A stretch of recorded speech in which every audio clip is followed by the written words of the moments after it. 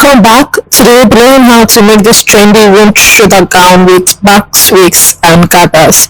To start off, I have my fabric. I have about 3.5 yards of fabric, and I have my pattern. So to start off, we're going to rule a starting line at the tip of our paper for our starting line. Okay, so this will also serve as the shoulder point. Now from here, you want to take your measurement from the shoulder to your underbust. You mark it down, you take the shoulder to the waist, and then you add an extra inches, say about 3 inches extra to that. If your half length is 15, add 3 inches to that to have 18 inches. So I'm just going in with my rule to just rule out those points. So we're drafting the front, we're going to use this to work on the back.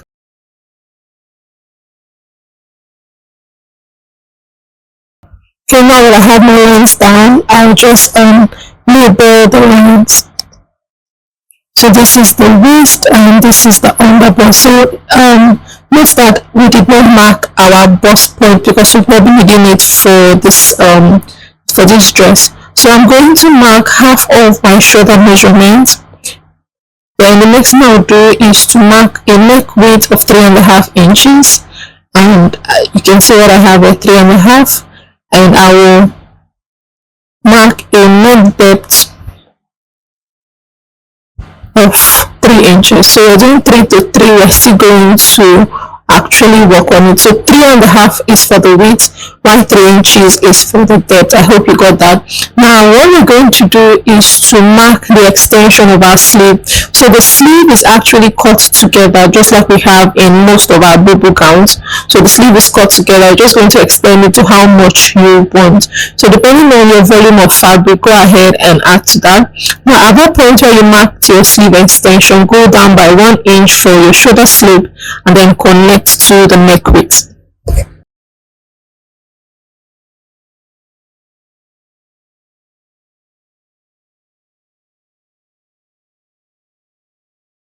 Okay, so after connecting this now, the next we're going to mark is our sleeve opening.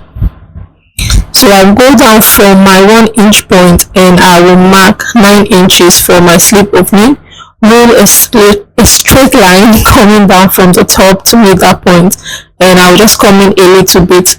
Now we'll go over to the underbust and we're going to take quarter of our round underbust measurement. Okay, not the round bust, underbust measurement, and then we're going to add 5 inches extra to that. Using our curve rule, we're going to connect it to this other point like so.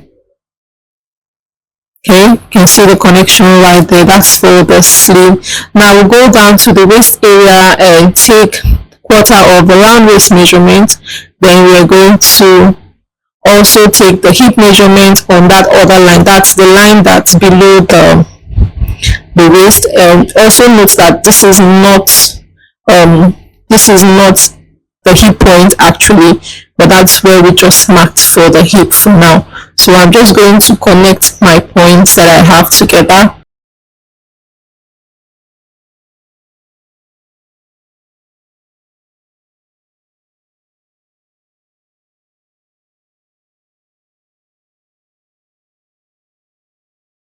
So I've not added any stitching allowances to this set.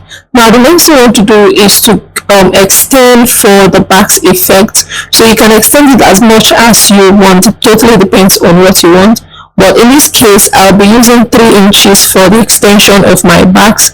If you want it more, you can do that, but I advise you use 3 inches so that the backs doesn't drop too much. Now on the side, I'm going up by 1.5 inches and I'll connect it to that point at the center front. So this helps us to create the back's effect for our gown. Okay, that's for the upper part. Now like I said, I've not added any allowances. What I'll do now is to go ahead to add 1 inch for my stitching allowance.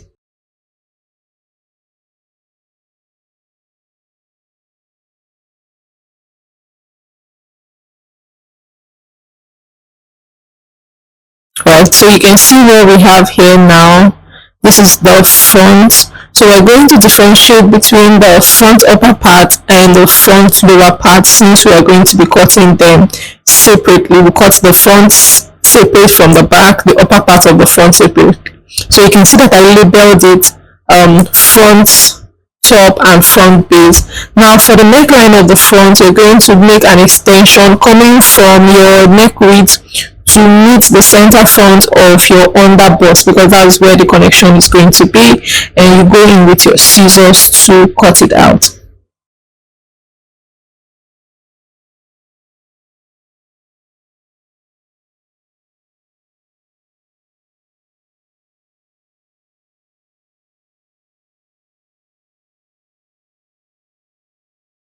So now I have my patterns for my front. I'll use this to create that of the back. So for the back, what you want to do is to also roll a straight line. So the difference between the back and the front is that we're going to have our zip. So for this, I'm using 1.5 inches for my zip. I'm just marking it down. Okay, we're still going to work on that. So I'm just marking 1.5 inches to the full length, and I'm connecting it together in a straight line. Then after that, I'll do the same thing like I did in front. Take from the shoulder to the under bust, the shoulder to the waist.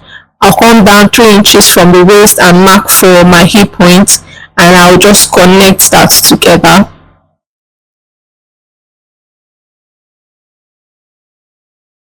Okay, now we have our lines down. So go over to the shoulder area. So you're going to take your measurements after the line you marked for the zip. Okay, take quarter of your round, so half of the shoulder measurement. Take the neck width of 3.5 and then a neck depth of 1.5 inches. So this is for the back, and just do that. So we're going to use the same matching sleeve length just like we used for the front, which means 11 inches. I'll mark it down. Now at that 11 inches point, I'll go down by 1 inch for my shoulder slope and connect to my neck width. So if you want to use a round neck for your back, you can actually do that. I know you must have seen designs like that with a round neck. You can actually also use a round neck for the front also, if you also want that. So we're just doing the same thing we did in the front. Came down by 9 inches for the sleeve opening, connected it to the top, just came in a bit from that point. Then the next thing is to mark quarter of your under bust, and then add about 5 inches to that. I'm extending my line more, so I can just mark this, and I'll use my curve rule to create that sleeve curve. Okay, so creating this curve helps when you're stitching it down so that your fabric isn't folding, it doesn't come out looking awkward. Then the next thing is to go over to the waist, mark quarter of the round waist, go down to the line where you marked for the hip, and then mark quarter of the round hip. So I'm just taking my measurements, I'm now connecting them together. So basically doing what we did in the front. Okay, now for the center back, we're going to come over to the zip area. You see where I came down, come down by 3 inches, go up from the side by 1.5, just like we did for the front, and connect it together with our roll in a slant. So this is what we have for the back's effect for the back. Okay, so now I'm adding my 1 inch of stitching allowance to the sides, and I will connect them together.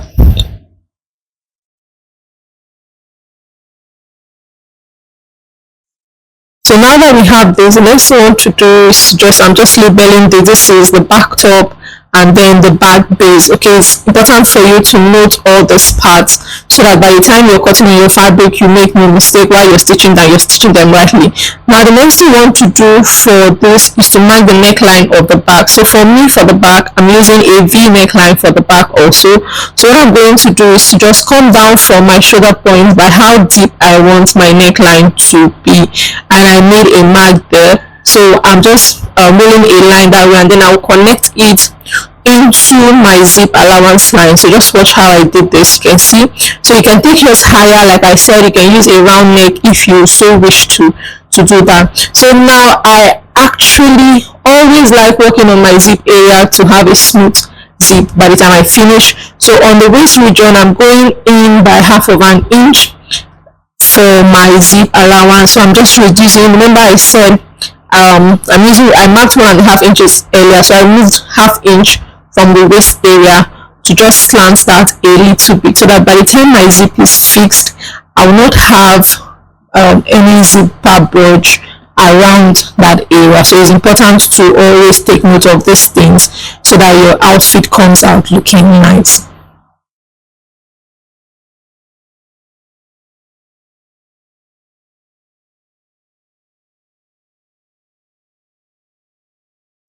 So this is what we have after cutting out the back.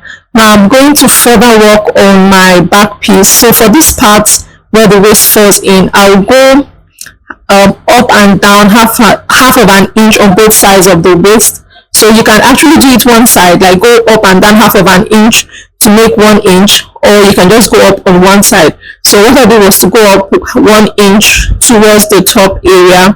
I just went up by 1 inch. So what I'm going to do is to just cut it along this other line and then fold it back to just remove that 1 inch. So this will help the zip to actually sit very well by the time you fix it. And I'm using my tape to hold it down, so don't cut it through. When you mark your 1 inch at the top, just slant one of the line open and then close it up back. That's simply what you're going to do, and then use your tape to hold it down, so you can see that the sides are matching. That is what you should have. Okay, now I'm going ahead to cut on my fabric, starting off with the front top, and I added 1 inch to the upper part. So this is going to help us to create the casing for our rope later on.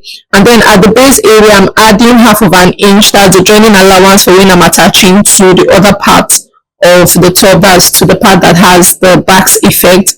And I'm going to pin this down. Okay, so ensure that you're marking this perfectly. Just 1 inch at the top is okay to create that casing. So after doing that, on the center front, for the front, we're going to add 2 inches. That is our overlap allowance for when we're going to stitch the front part together. Okay, this is the overlap allowance. You add 2 inches to the center front. Just watch how I'm doing this so that you're not confused, and then connect it to nothing at the top. You can see how that goes up, and then follow through on the other side to cut out.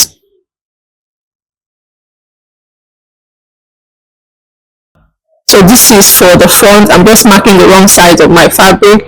Now I'll go ahead to cut out my front base. Okay, so we are cutting out the front base, and I'll be telling you how to also cut this out. So you want to cut this out on fold.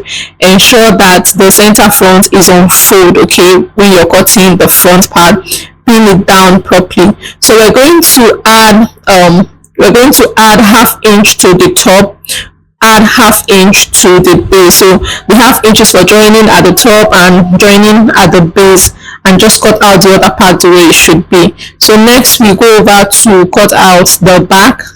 Okay, I'm just simply showing you how to cut this, because if you cut this out without knowing the proper way to cut this, you're going to just get frustrated. So next is the back top. We're going to place it just the same way we did for the front, but the only thing here is that we're not adding any overlap allowance like we did for the center front. So we're just going to pin it down. We're going to add 1 inch to the upper part for the fold for the casing. Then you're going to add half inch to the base for joining the other ends.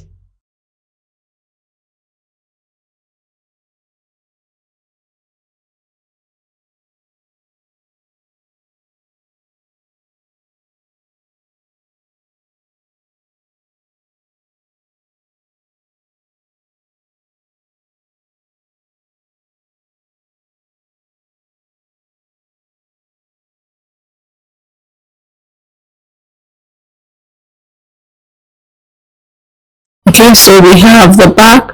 So we're going to cut that upper part of the back into two, please. Even that of the front, you're cutting into two. You can notice how I'm placing my fabric on fold to cut. The only part we're cutting closed without it being opened up is the base of the front, just like I explained. Now for the base of the back also, you want to add half of an inch at the top and also at the bottom for joining allowance, while the other parts you're just simply going to cut them the way you have it. So I've gone ahead to turn the neckline of the front. This is what we have. I actually used my fabric to create a facing to turn it off. You turn it. You can use a bias. Okay. So now I place them together and I'm marking that 2 inches which we are using for the overlap allowance. We're going to mark it on both points. I actually just made a notch to indicate that. So what I'm going to do is to, you can see placing this is what we're trying to achieve. But now we'll go ahead and run a loose stitch on both sides from that point where we made a notch to the other end. So I've made that loose stitch. Now I'm going to drag this. Okay. Now the best way to get this accurately is to use quarter of your round bust, no, half of your round bust measurement plus 2 inches. Remember we added 1 inch for the side seam, so that is the 2 inches when multiplied by 2. So you're going to use quarter of your round bust, half of your round bust, sorry, half of your under bust. Okay, if your under bust is 32, half of 32 is 16 plus 2 inches, that makes it 18 inches in total. That's what you should have by the time you overlap them together like this. So I'm just placing mine and using my pins to hold it at the right place. Now go ahead and top stitch this so that it doesn't stay, so that it doesn't go off. Okay, so like I said, you want to measure, ensure that you're doing this accurately before you go ahead to stitch on top of it. So next we are going to bring in the base. I've gone ahead to cut out, and I also cut out lining piece for my base. Now for the center front, what you need to do is to align this right side to right side. So I'm going to show you how to enclose the rough edge inside. So you're going to place the main piece of your fabric, place it on top firstly, right side facing the right side of the front top. Then you use your pins to hold them down.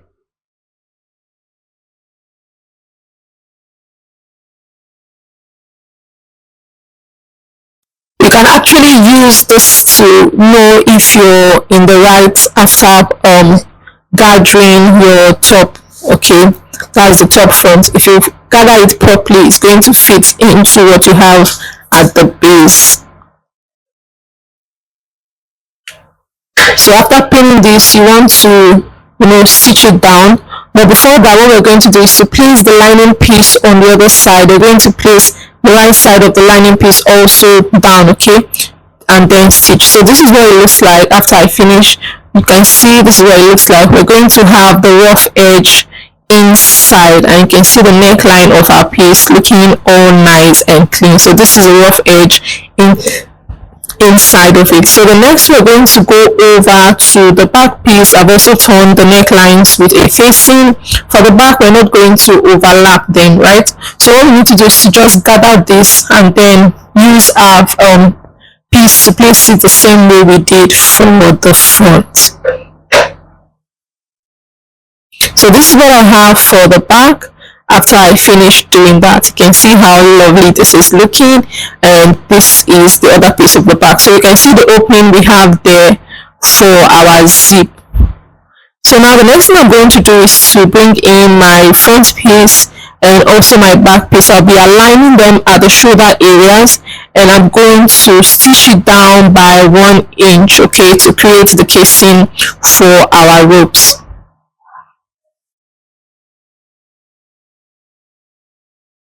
So before creating the casing, you want to fold the hem first, okay, before stitching, so that it helps you to just have a clean opening. So you're going to fold in the ends, that's the edges of the sleeve first, before going ahead to stitch 1 inch along the shoulder area. So this is what I have.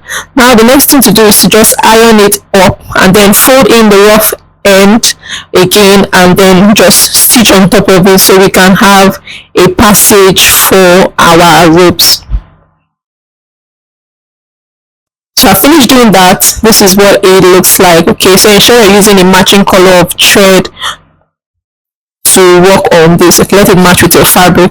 Now I've gone ahead to create my ropes. I have 4 of this for the 4 channels I have for this.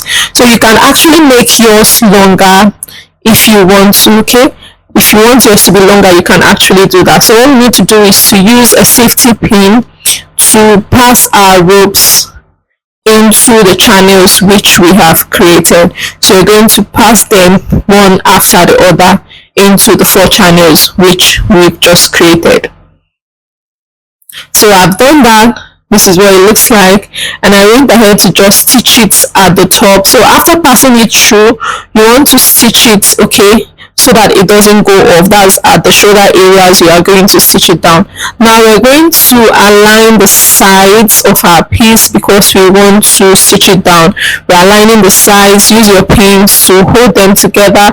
Remember what we added for our seams joining allowance is 1 inch. So while stitching, you also want to maintain that 1 inch, and also ensure that you're joining areas that they are matching before you go ahead to stitch it down by 1 inch. So this is what I have after I finish doing that. Now the next thing you want to do is to add the gathers to this. Okay, now to add the gathers, you have to measure the length you want your piece to be.